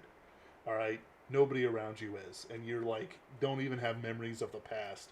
And yet, you're carrying that damage over. Like, if I didn't remember my past, I'd be a much happier man. But at the same time, I'd be denying who I was. So, in other words, it's also built on denial. It just goes deeper and deeper and deeper and deeper, and it gets worse and worse and worse and worse. And the meaning, and it's a show that is created to have meaning. Its purpose is to have deeper emotional meaning. All right, its fundamental soul is being a meaningful, worth watching show. It not in the vein of like One Piece, which is like popcorn. The manga is very good, blah blah blah. It's not like any of those popcorn shonen or anything like that. It has the intention to contribute meaning from its very core, and it is a fake depth meaning. There's nothing redeemable about it. There's nothing great about it. It just kind of like sits around. Well, what about the kids in the show? The kids literally disappear halfway through the show, or like 3/4 of the way through the show, and are never commented on again until they needed to be remembered. Well, what about the, this girl or that girl? They never actually say what her damage is. They never actually reveal anything or how they overcome it, or what the trigger is for this or that or the other thing. There's an arbitrary time limit, and when they meet it, they just die or disappear or whatever you have. Like, it just never ends. The amount of hate I have for the show is limitless. I hate its fake depth. I hate its fake meaning. I hate the fact that it tries to sucker you in with all these emotional little appeals. I just hate it. It's a show that could have been good, sure. But once you peel it away and discover that these meanings are nothing, that it's only skin deep, and the emotional core is it making you feel things, it doesn't work. There we go. That's my rant. So, my problem always with discussing Hibine Renmei is that I watched it, liked it, stuck it in the A tier, but I don't have any strong emotions about it. I didn't come out of the show and felt like I went through this experience or anything. I didn't adore the show. I liked it. However, and I thought it was quite good. However, Hibine Renmei does have, like, mega uber super fans. So this is my Yes. introduction to Hibine Renmei.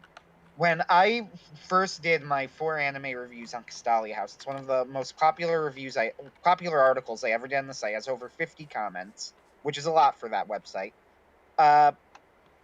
And one of the recommendations was, hey, good set of reviews. So I'm going to recommend Hibine Renmei, but I'm going to do it hesitantly, because after you watch it, it will ruin anime for you. Nothing will ever be as good to you after you watch Hibine Renmei. Now, I'm like, wow, that's a recommendation. And they also recommended that I watch it twice, once in dub and then in sub. Carl, we are talking about Hibine Renmei, the show Hibine Renmei, and welcome. Anyway, Hey. So I did not go searching for it, but eventually I found it, like, just scrolling through, like, the Funimation app or something. And I said, oh, yeah, isn't that the show that guy said he thought was really good? And I gave it a shot, and I'm like, no, that was a good show. I really enjoyed it. So I find it interesting that you hate it that much. But at the same time, it's going to be difficult for me to defend, because I just don't feel that.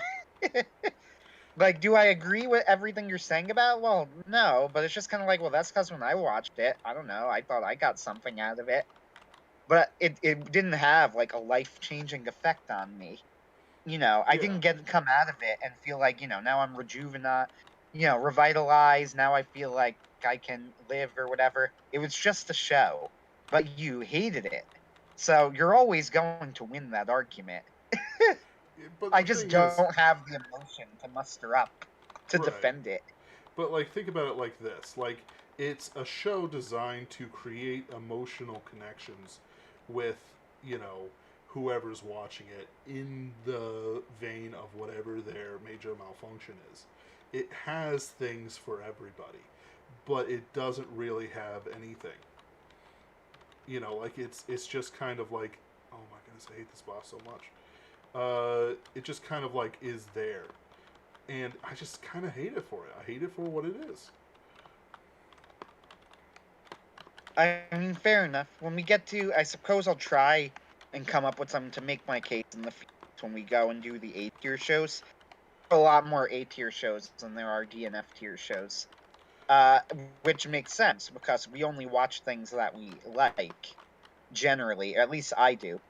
You watched so many anime before that you have more on here than me, obviously, but like, I will just stop watching something or not watch it if I don't think it's good. So naturally, there are a lot of A tier and even more B tier shows, but not that many D tier and F tier. So let's move on to the next one, Darker Than Black. You have this as, is it Superversive or Subversive? Can't remember. Probably Subversive. Yep. See you By later, the way, Megabuster Chucker. what I'll probably do is, if you can't defend Abene Rime, I'm probably going to just say that my ranking stands. Defend it properly.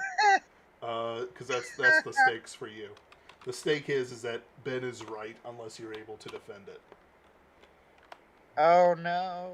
I know, right? How dare Ben be right about something? I don't know. But no, See, it's like there are shows that I would like go out on a limb, but Hibernate Renmei, it's just like none of them. It's so if it's not worth defending, why is it even an A for you?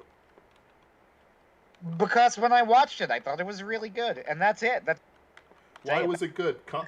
Like, you're gonna have to when we do this. I know. No, you're right. Like I agree with you. You're absolutely right. Like I should be able to make a case, but I only watched it once, and I was like, maybe one other. Yeah, once. That's it.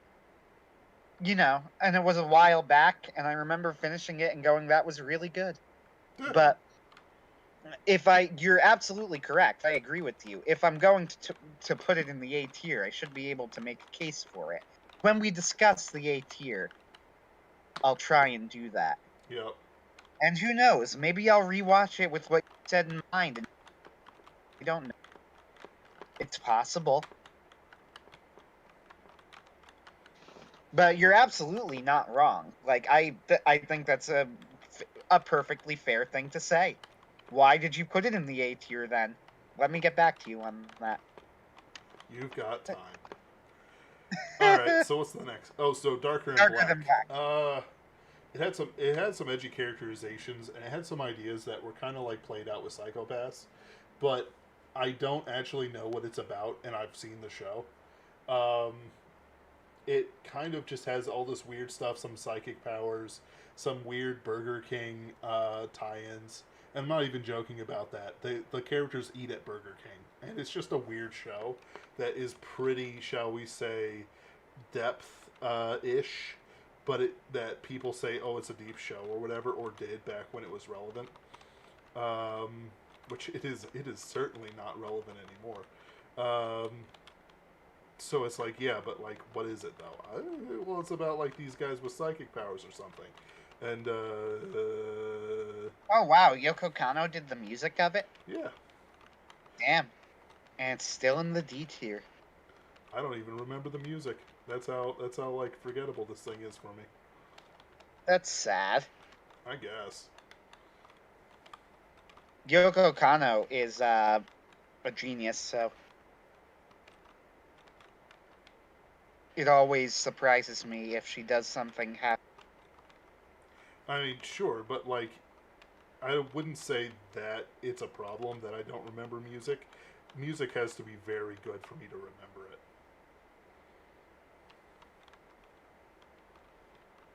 Fair enough. Yep. So anyway, let's see here. The next one, where is it? There's the anime tier list. We're on Nodari Noho. Oh yeah, Nobari Noho. No something. Subversive. Is it Nobari? Yeah, it's Nobari. It's basically this like edgy like modern ninja thing that was just trying to be like kind of edgier, more mature Naruto, and I didn't like it. Like I just didn't like it. Sorry, can't really. Why Subversive?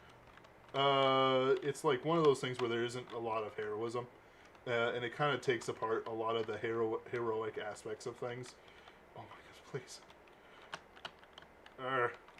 I'm at that boss again. I hate this boss so much. Alright. Humanity has declined. it's got one funny episode, and then it starts playing the emotional core of things without like any big payoff to the humor that was established. Like it's funny in places. Like the first episode's like funny, yeah. You know, they have this like weird bread thing that tears itself apart to feed its human masters when they go into a factory to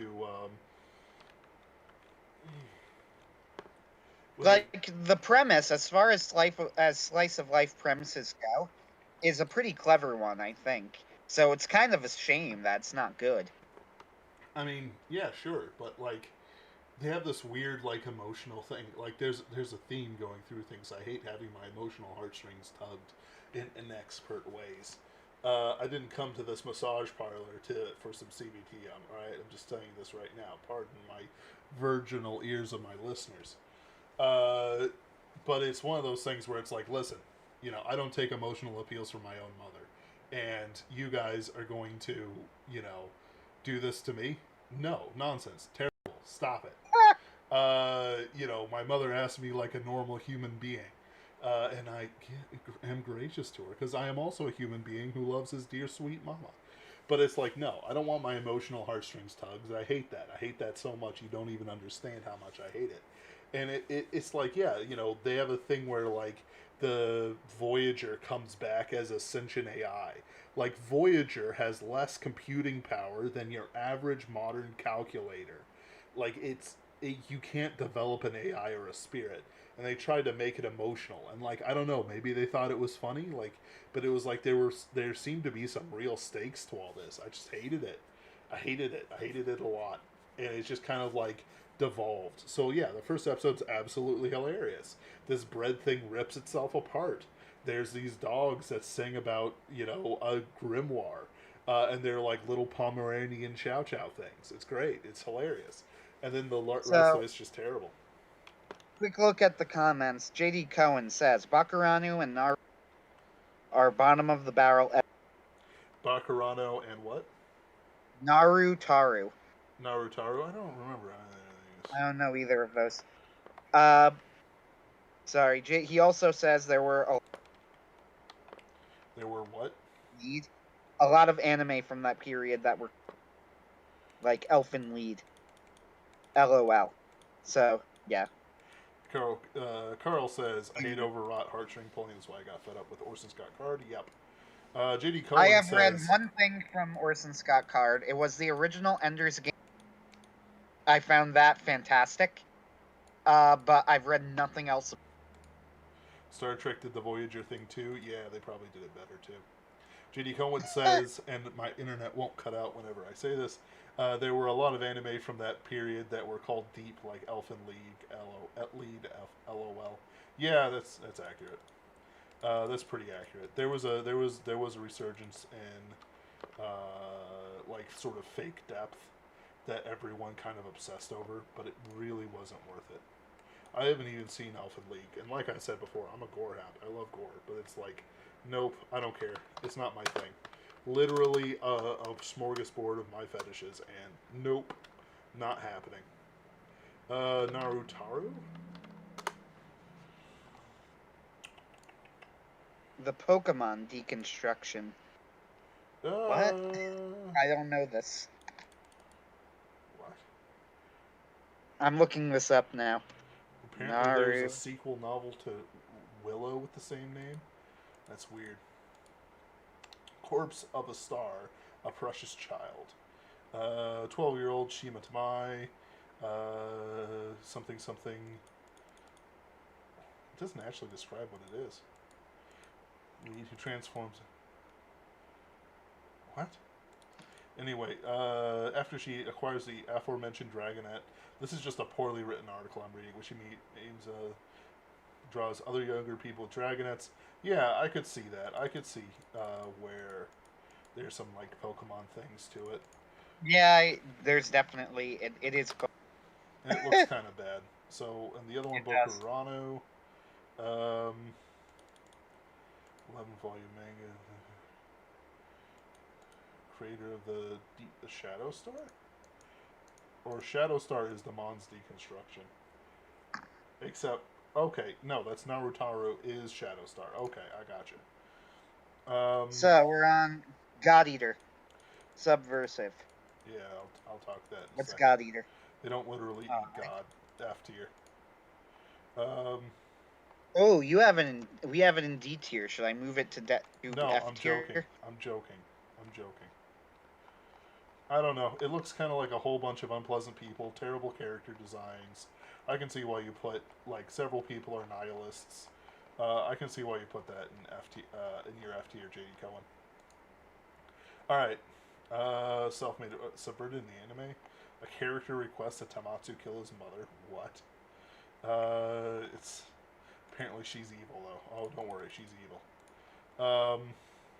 Okay, this is weird. Ooh, that's interesting that the God Eater anime was did by Studio Ufotable, who have incredibly gorgeous animation. Oh, it's pretty good So, looking. I just hate the character designs, hate the characters. Basically, it's Monster Hunter. I've played the video game, and the thing is that it literally locks you off if you don't have friends to play with you, and there's nothing you can do about it. Like everything is just too tough to beat. Like sure, you could like, eh, like you could like do it yourself and like cherry tap something to death, even with like upgraded weapons. But I wasn't about to spend my time grinding, and I literally spent an hour, 2 hours on the bus every day. I think I spent my time playing Crisis Core instead. Let's see here. God Guilty Eater. Crown. No, hold on. God Eater. Oh, I'm sorry. The reason why I put it in my D tier, it's very forgettable. Sure, the action scenes look pretty good, but the character designs are very whack, and they don't really lead to anything. They just kind of like exist, and exist to look good. There's not a lot of form and function to them. The character designs, except for like the one girl that's on all the art, is very forgettable. The weapon designs are kind of overwrought and forgettable in a different way. Um, like I can remember what the girl looks like. She's got a plaid skirt. Like nobody does plaid skirts in Japan. But she was Russian and she had white hair. The Russian girl had white hair. Catholic Lancer, I'm not calling you out. But like there's a whole bunch of anime conventions that like it just plied onto it, and then had the God Eater stuff. So the fight scenes are pretty good, but meh, it never really goes for it. A lot of the time So, with giant fighting anime, like where you fight the giant, uh, the animation just isn't where it needs to be, and I kind of dislike it for it. so I'm going to add one onto this list that I remembered and that before. And technically, I think the reason I didn't see the season, but I've seen enough of probably 6 episodes or so. There is a show. Did you know that Last Exile got a sequel season? Oh yeah, it was terrible. Bam the Silverwing. I completely forgot it existed. Yep. I watched like 6 episodes of dropping it. So here's what I will say about Fam the Silver Wing. It actually had a couple of really, really good action scenes. Mm-hmm. Like shockingly way better than they had any right to be action scenes. And that's it. Yeah. Like that's all the show has to offer. I think the problem is that there was nowhere for a sequel to really go. Yep. Like the story had ended with Last Exile. Don't get me wrong. I mean, they had brought up like a whole new setting, and the characters were mostly still alive, and so in theory, you could make a sequel out of it. But the problem is, the sequel does not naturally follow from the first story, where all of the major plot threads had wrapped up. So they introduce an entirely new main character who was, let's be honest, probably what you would call a Mary Sue. Now, I know that Vox Day stands on tradition and claims that Mary Sues are properly defined as self insert characters. And if in that case, she's probably not a Mary Sue. But by the modern usage of the term, as used by most critics that I hear, Fam, the main character, probably would be classified as a Mary Sue. Either way, we could classify her as quite a poor character. Like Uh, it's like a self-insert 40-year-old Japanese man, 12-year-old girl. Sure.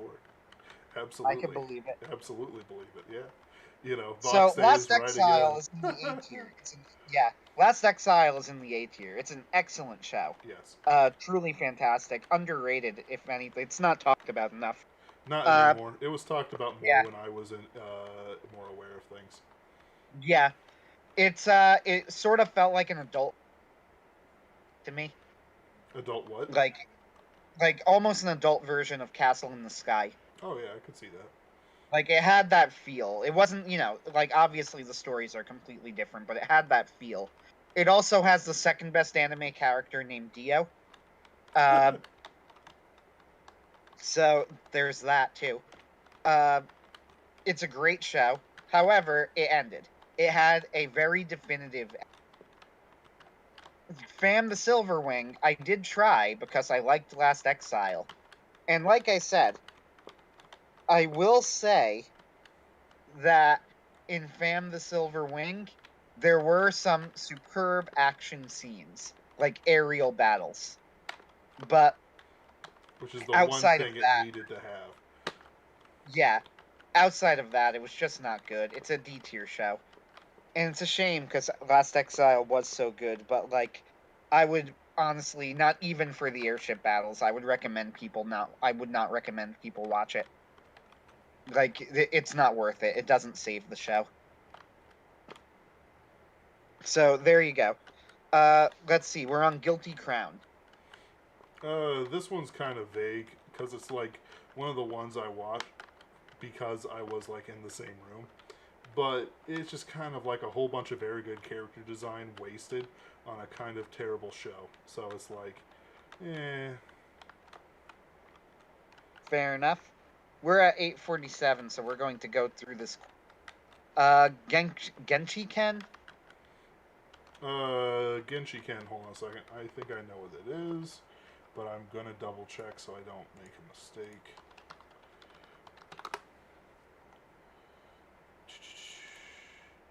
Genshi Ken. Oh yeah, no, this is the basically it's a bunch of it's about a bunch of otaku talking about the otaku stuff they love to talk about, and it's kind of just a whole bunch of degenerates talking about being degenerate and having their degenerate stuff glorified in a way. I just liked it. All right. Let's see. Infinite Stratos. It has its fans among my friends, but it's one of those things where like it has like the waifu character design. Something something something guy is the only one in a female dominated something magic something. Uh, and I say something in the sense of like, yeah, you don't actually know what it's about. Like it's just it's literally just yeah, guy has harem of magical witch girls. Uh, you know, okay, yeah, can't do anything more with it. Sorry. Fair enough. Let's see. Infinite Stratos. Did we do that? Yeah, that's what we're talking about now. Yeah. No, I'm sorry. I looked at Genchi. Code Geass. I There's hated a it. controversial one. Is it controversial? Code Geass is, I've never seen it, but it is much beloved among of anime fans. It's edgier Gundam with like gigantic anime banga bahongas. That's it. That's what it is. It's got a whole bunch. Genshiken 2 is even worse. Oh, absolutely. Um, the how do I want to put it? It's got that fake depth thing. It's got like, oh yeah, the protagonist is so smart. He plays chess and he beats all the English nobles, but he's half English himself. So it's like, so you're saying his English gives him Englishness gives him superiority over the Japanese he's freeing? Yes. Oh. My problem is that season 2 is absolutely terrible. Season 1 ends poorly. It's subversive as all hell. It subverts the Gundam genre. It subverts like heroes and knights and all this jazz. It's like it's like one of those things where you go like, what is free will? They wanted him to geese them, or something like that. And it's like, no, no, no, no. Catholic Lancer says Chad yes. JPEG. In response to what? Code Geass being bad? Probably. Yeah. Uh, Anyway, let's see. Code Geass is just bad. It's bad. His action scenes are kind of okay, and it does have some clever moments. But many times, it's depend whether the protagonist wins or loses. It depends on the collective IQ of his unnamed minions. All right, so we're down to the final 3 F tier and then our question mark. So final 3 F tier anime. These are now we're out of the D tier. So Little Busters. Hated it. Emotional heartstrings, various characters, and it's their emotional reactions. But then, like, some characters know they're in some sort of weird reincarnation loop that I don't think the anime included, but the visual novel did. Some waifu bait, some like fake depth. Like, it's one of those things where it's like, yeah, something something friendship something. Yeah, high schools, and it's like maybe if I had a better experience in high school, I'd care about it more. But like, I don't care about it. You know, you have these various characters. Like the Big Bruiser is actually the guy who has it all figured out, or something stupid like that. You have a whole bunch of stuff, and like there's even characters like me going through this discovers that, oh yeah, I completely forgot about the rival to the strongest dude, and the red-haired best friend, whose older brother something something something, with the single girl character who's so interested in him, and then it's like the weird hat. Oh my goodness, that is a hat. It's got this giant like words. It's got a giant button on it. I don't know. I don't like it. Uh, The Sacred Blacksmith. I hated it. Hate the character designs. Hate the setup for it. I hate how they build up tension. It's like one of those things where it's like the guy's kind of overpowered. It's one of those things that was like when Isekai was building up, but it wasn't quite Isekai, so it was just like terrible fantasy. She literally has boob armor. Like each boob gets its own hemisphere of armor that's like perfectly contorted to her bust size, and particular contours. The fact that they didn't give it Gynax bouncing is an incredible event of self control. But terrible. Oh yeah, at one point, the oh yeah, like there's sexual assault and stuff like that. That's never really gone Fun, anywhere fun, with it. fun.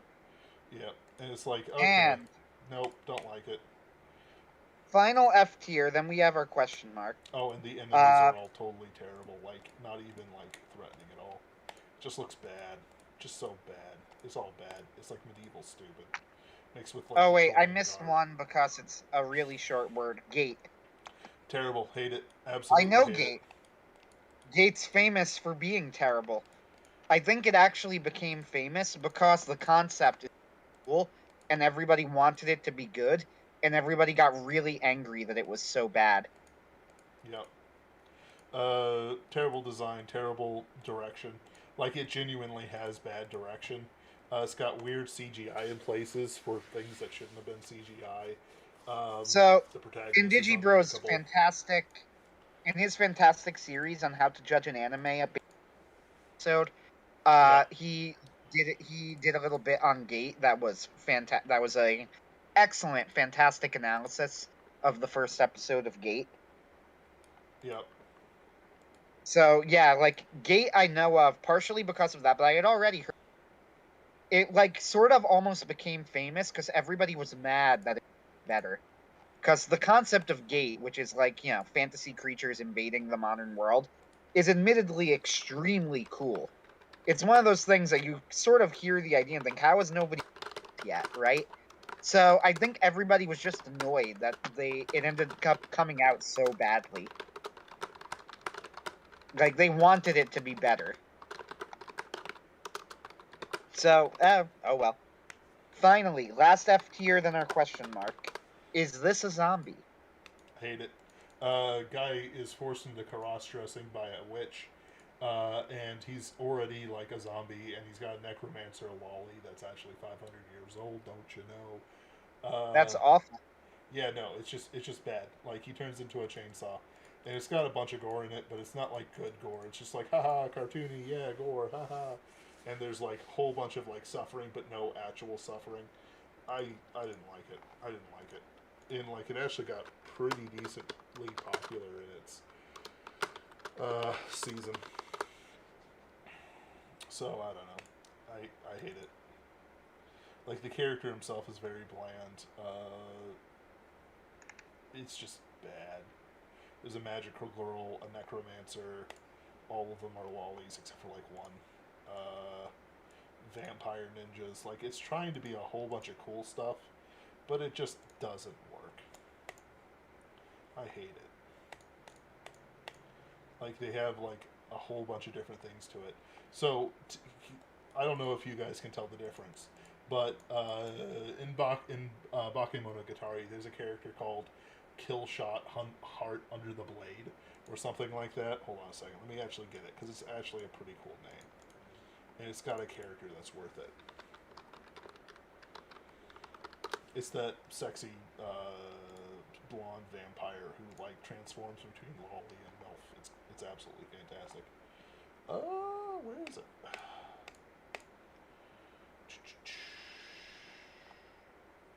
Where are you? Okay, there we go. Shinobu Oshino, Kiss Shot, Acerola, Orion, Heart Under Blade.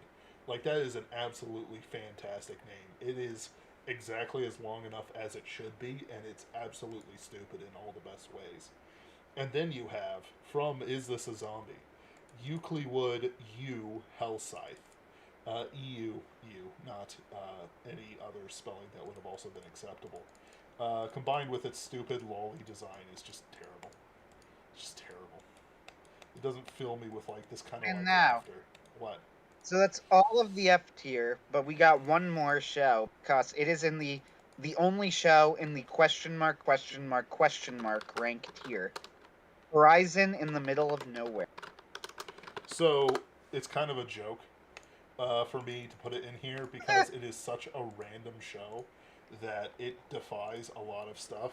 Like it opens up and establishes itself when the teacher goes, "Hey, I accidentally locked myself out of my room when I was drinking last night. I need you to help me fight the landowner slash debt collector who I owe money to." And then she like it's a test, and then everyone looks at her like it's not a test. You just got drunk last night and lost all your money, huh? It's like, shut up, kids. We're doing this, or I'm failing you. That's pretty funny, Yeah, actually. so it's like it actually does pretty well. Like in general, I would put it up in my A tier. I do actually rewatch it on occasion. The problem is it's got a whole bunch of like, how do I want to put it?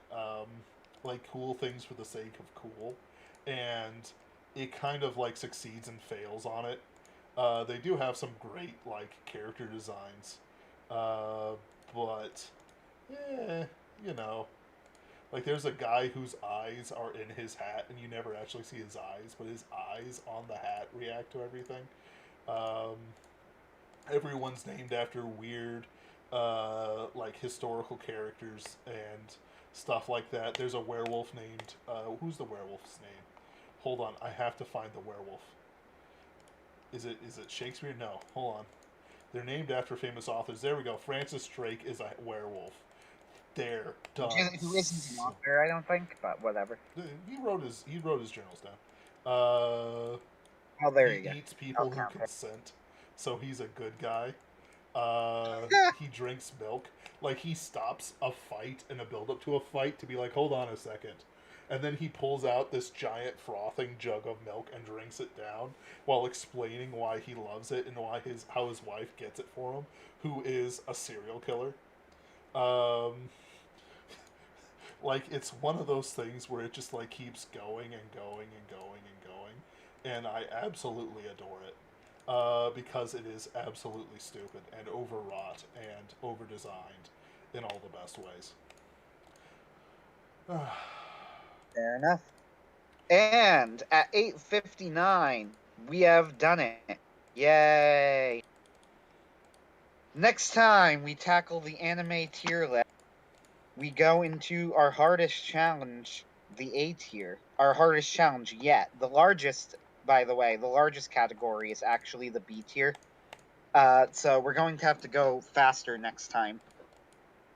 Because this is yes. larger than both the S tier and the DNF tier combined. Well, What was that? Well, we're not going to talk about the B tier. No, that's stupid. Nobody wants to talk about B tier. Who would want to talk about? I think it's just worth okay. talking about. Okay, fine, but we're just going to. No, they're pretty good. The just okay is the C tier. It's stupid. B tier is pretty good. It's stupid. A tier is worth talking about. Oh yeah, there's a huge ripped guy with a bucket on his head. I forgot about that guy. That's funny. That's funny. He has a literal bucket with an eye thing, with a visor cut out of it, with like a blowtorch, and like he just wears the bucket, just the bucket. It's fantastic. It only fits his head. It's amazing. Oh, by the way, the sports show you watched, Ace of Diamond. No, maybe. You mentioned something. It was something about a dead childhood friend. Something. At the very least, I think if you want to go rapid fire, that's okay. But I think the A tier is fine. Like, why is it good? Why is it better? But why is it not S? So like, we'll have to define why and what it is. Yes. Because otherwise, it's just going to be too much. I agree. But that's the challenge. We have to get through it. We got through this. This is fun. And I have to but this is larger. And I'll have to. Well, I'm okay doing rapid D tier. You know, like you have a half hour to get through the whole thing. Go. Yeah, basically. And I'm okay with that. Yeah, the A tier though contains a lot of shows. You know, shows that probably some people would even put in the S tier. Yep. I would guess. Probably. Understandably so, because they're almost S tier shows, right?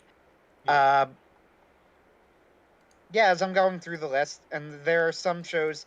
The big ones I'm going to have to justify why I liked Hibernate Renmei, or change my mind about it. I'll watch the show to make a informed opinion. I mean, who knows? Maybe you'll convince me. I don't really care. Yeah. However, if I rewatch it and I still like it, I'll make my case for A tier.